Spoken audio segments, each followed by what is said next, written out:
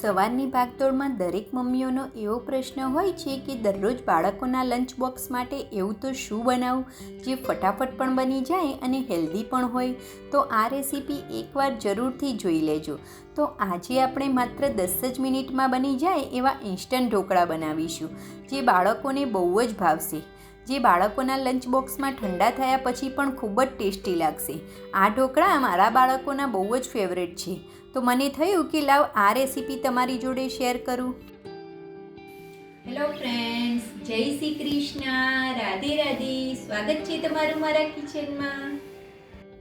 તો આજે આપણે માત્ર 10 જ મિનિટમાં બની જાય એવા સોજીના ઇન્સ્ટન્ટ ઢોકળા બનાવીશું, જે આમ તો રેગ્યુલર દરેક વ્યક્તિ બનાવતા જ હોય છે, પરંતુ બધાની બનાવવાની રીત અલગ અલગ હોય છે.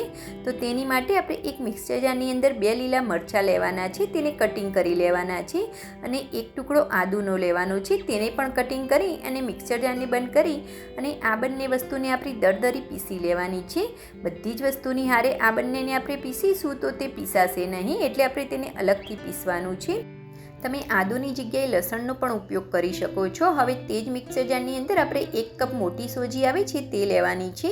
સેમ માપથી આપણે 1 કપ છાશ લેવાની છે. હવે તેની અંદર આપણે અડધી ચમચી મીઠું અને 1 ચમચી ખાંડ ઉમેરી અને મિક્સર જારને બંધ કરી અને પલ્સ મોડ ઉપર 2 થી 3 વાર મિક્સરને આપણે ચલાવી અને બેટરને આપણે થોડુંક પીસી લેવાનું છે. વધારે પડતું એકદમ ફાઇન પીસીને તૈયાર નથી કરવાનું. તમે છાશની જગ્યાએ અડધો કપ દહીં અને અડધો કપ પાણી પણ ઉમેરી શકો છો. હવે આ બેટરને આપણે એક બાઉલની અંદર નીકાળી લઈશું અને બેટરને આપણે 5 થી 7 મિનિટનો રેસ્ટ આપવાનો છે. જો તમારી જોડે વધુ ટાઈમ હોય તો તમે 10 મિનિટનો રેસ્ટ પણ આપી શકો છો. હવે 5 થી 7 મિનિટ પછી આપણે તેની અંદર 1 ચમચી તેલ ઉમેરી દઈશું. તેલ ઉમેરવાથી આપણા ઢોકળા સરસ એવા સોફ્ટ બનીને તૈયાર થશે. તેની સાથે મેં 1 ગાજરની ખમણી અને આની અંદર ઉમેર્યું છે. જો તમારી જોડે હોય તો તમે ઉમેરી શકો છો, નહીં તો સ્કીપ પણ કરી શકો છો. ગાજરની સાથે તમે થોડાક લીલા ધાણા, લીલી મેથી કે પછી થોડીક દૂધી પણ ખમણીને ઉમેરી શકો છો. હવે આ બેટર મને થોડુંક થીક લાગતું હતું, એટલે ફરીથી મેં તેની અંદર 1 થી 2 ચમચી જેવું પાણી એડ કર્યું છે અને બરોબર મિક્સ કરી લીધું છે. હવે લાસ્ટમાં તેની ઉપર આપણે 1/2 ટીસ્પૂન જેવું ખાવાનો સોડા એડ કરી દઈશું અને ઉપરથી અડધા લીંબુનો રસ એડ કરી દઈશું. હવે ફરીથી આપણે બધી જ વસ્તુને સરસ એવી મિક્સ કરી લેવાની છે. હવે એક પ્લેટની ઉપર આપણે આ રીતે તેને તેલથી ગ્રીસ કરી લેવાની છે. આ પ્રોસેસ આપણે એકદમ ફટાફટ કરવાની છે. આપણે કુકિંગ સોડા એડ કર્યા પછી ફટાફટ આ પ્રોસેસ કરવાની છે. એક બાજુએ મેં ઢોકળિયામાં પાણી ગરમ થવા માટે પણ રાખી દીધું છે. હવે આ બધા જ બેટરને આપણે આ રીતે પ્લેટની ઉપર ફટાફટ એડ કરી દઈશું. 1 કપ સોજીના માપમાંથી આપણે 1 પ્લેટ ફૂલ ભરીને ઢોકળા બનીને તૈયાર થાય છે. હવે આ રીતે થોડીક પ્લેટને આપણે ટેપ કરી લઈશું અને ઉપરથી થોડુંક આપણે લાલ મરચું પાવડર સ્પ્રિંકલ કરી દેવાનું છે. હવે એક બાજુએ આપણા ઢોકળિયાની અંદર પાણી પણ ગરમ થઈ ગયું છે, તો તરત જ પ્લેટને આપણે ઢોકળિયાની અંદર રાખી દેવાની છે. હવે ઢોકળિયાને ઢાંકી અને ઢોકળાને આપણે 5 થી 7 મિનિટ માટે હાઈ ગેસની ફ્લેમ ઉપર સ્ટીમ થવા દઈશું. 5 થી 7 મિનિટની અંદર ઢોકળા આપણા સરસ એવા સ્ટીમ થઈ જશે. તો ઢોકળાને આપણે ખોલી અને ચેક કરીશું.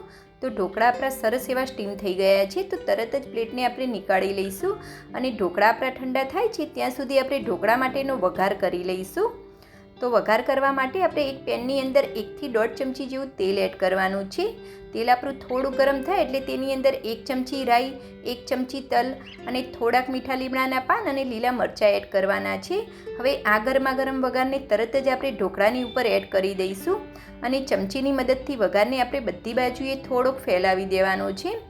તો આપણા સરસ મજાના એવા ગરમા ગરમ ઇન્સ્ટન્ટ સોજીના ઢોકળા બનીને તૈયાર છે. આમ તો રેગ્યુલર બધા આ રેસીપી બનાવતા જ હોય છે, પરંતુ બધાની બનાવવાની રીત અલગ હોય છે અને પ્રોપર બનતા નથી હોતા. તો મને થયું કે લાવ આ રેસીપી તમારી જોડે શેર કરું. પરંતુ જો તમે મારી આ રીતથી ઢોકળા બનાવશો તો તમારા ઢોકળા ઠંડા થયા પછી પણ ડ્રાય નહીં લાગે અને એકદમ સોફ્ટ રહેશે, અને ઠંડા થયા પછી પણ બાળકોને ખાવાની ખૂબ જ મજા આવશે. જો આ રેસીપી તમને ગમી હોય તો વિડીયોને લાઇક અને ચેનલને સબસ્ક્રાઈબ કરવાનું ભૂલતા નહીં. જય શ્રી કૃષ્ણ.